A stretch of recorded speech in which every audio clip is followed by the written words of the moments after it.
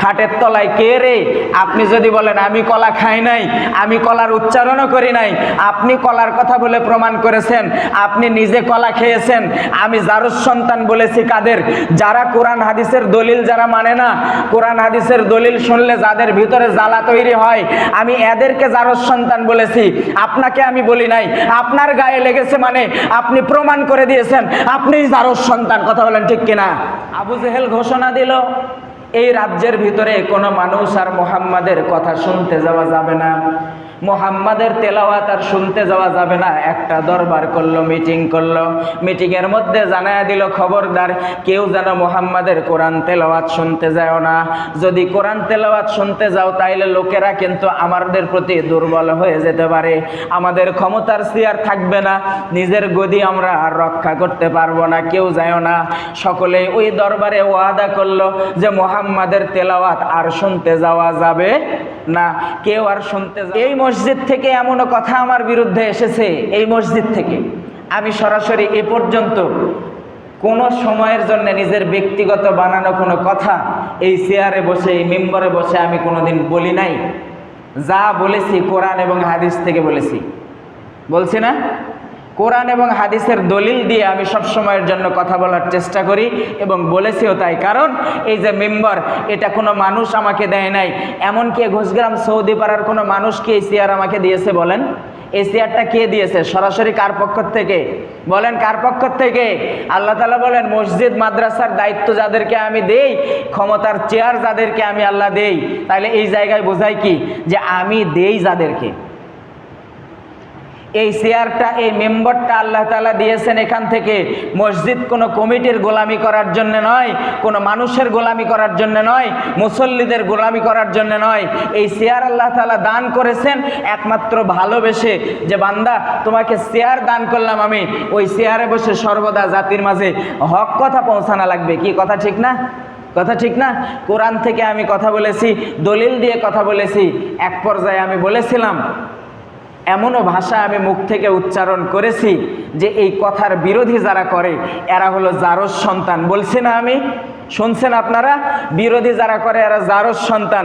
দলিল যদি কেউ নিতে চান, স্বাক্ষর সিল সহ আমি দলিল দিতে প্রস্তুত আছি, দলিল দিতে প্রস্তুত আছি। আমি সরাসরি শুধু বলি যদি এতটুকু, খাটের তলায় কে রে? আপনি যদি বলেন আমি কলা খাই নাই, আমি কলার উচ্চারণও করি নাই, আপনি কলার কথা বলে প্রমাণ করেছেন, আপনি নিজে কলা খেয়েছেন। আমি জারজ সন্তান বলেছি কাদের? যারা কোরআন হাদিসের দলিল যারা মানে না, কোরআন হাদিসের দলিল শুনলে যাদের ভিতরে জ্বালা তৈরি হয়, আমি এদেরকে জারজ সন্তান বলেছি। আপনাকে আমি বলি নাই।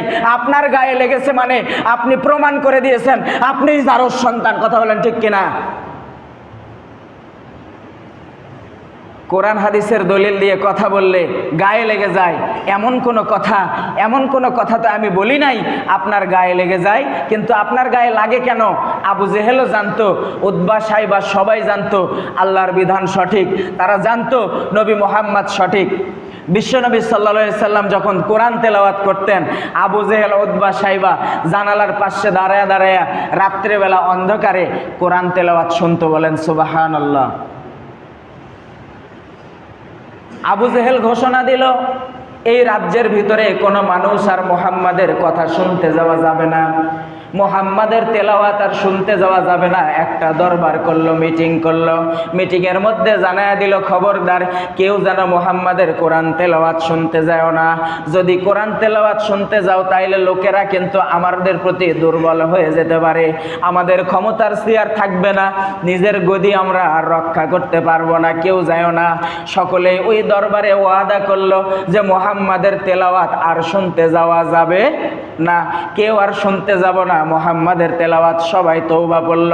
এদিকে আবু জেহেল ভাবতেছে ওই দরবারে, ওই মিটিংয়ে যেহেতু সবাই ওয়াদা করেছে মুহাম্মাদের কোরআন আর কেউ শুনতে যাবে না, কিন্তু মুহাম্মাদের কোরআন না শুনলে তো মনের মধ্যে ছটপট ছটপট হয়। সুবহানাল্লাহ বলবেন না? মনের মধ্যে ছটপট ছটপট তৈরি হয়। কেউ যখন যাবে না, আমি নেতা মানুষ, আমি যাই একটু জানালার পাশে দাঁড়ায়া মুহাম্মাদের কোরআন তেলাওয়াত শুনি। রাতের অন্ধকারে চলে গেলেন, জানালার পাশে দাঁড়ায়া কোরআন তেলাওয়াত শুনতেছিলেন। এমন সময়ে হঠাৎ করে তাকায়া দেখে একজনের সাথে হঠাৎ ধাক্কা লাগলো। কি ব্যাপার, কে? তাকায়া দেখে এটা উতবা। কিরে ভাই, তুই এই জায়গা? কালকে না মিটিংয়ে তুই ওয়াদা করলি মুহাম্মাদের কোরআন আর শুনতে যাব না, তুই শুনতে আসলি কেন? কয় আপনিও তো আসছেন। একটু পরে দেখা গেল সাইবা। কি ব্যাপার সাইবা, তোমাকে তো নিষেধ করা হয়েছিল, তুমিও তো ওয়াদা করেছিলে মুহাম্মাদের কোরআন আর তুমি নাকি শুনতে আসবে না, তাইলে আসলে কেন? সকলেই সমস্যারে এক বাক্যে জবাব দেয়, মুহাম্মাদের মুখ থেকে পবিত্র কালামের তেলাওয়াত না শুনলে মনের ভিতরে ভালো লাগে না, মনের ভিতরে ছটফট, ঘুম ধরে না, চোখের মধ্যে ঘুম আসে না। এই জন্য ভাবলাম সবাই যেহেতু ওয়াদা করেছে মুহাম্মাদের বাড়িতে কেউ যাবে না কোরআন শোনার জন্যে, তাই ভাবলাম গোপনে আমিও যাই একটু শুনে আসি। গোপনে গোপনে এরাও নবীজিকে সাপোর্ট করত, এরাও কোরআনকে বিশ্বাস করত, এরাও আল্লাহ রব্বুল আলামিনকে বিশ্বাস করত। কিন্তু তলে প্রকাশ্যে এরা ভাবত কি, যদি মানুষ জেনে যায় আমরা নবীজিকে সাপোর্ট করি, যদি মানুষ জেনে যায় আমরাও কোরআনকে বিশ্বাস করি, তাইলে ক্ষমতার চেয়ার আর টিকে থাকবে না।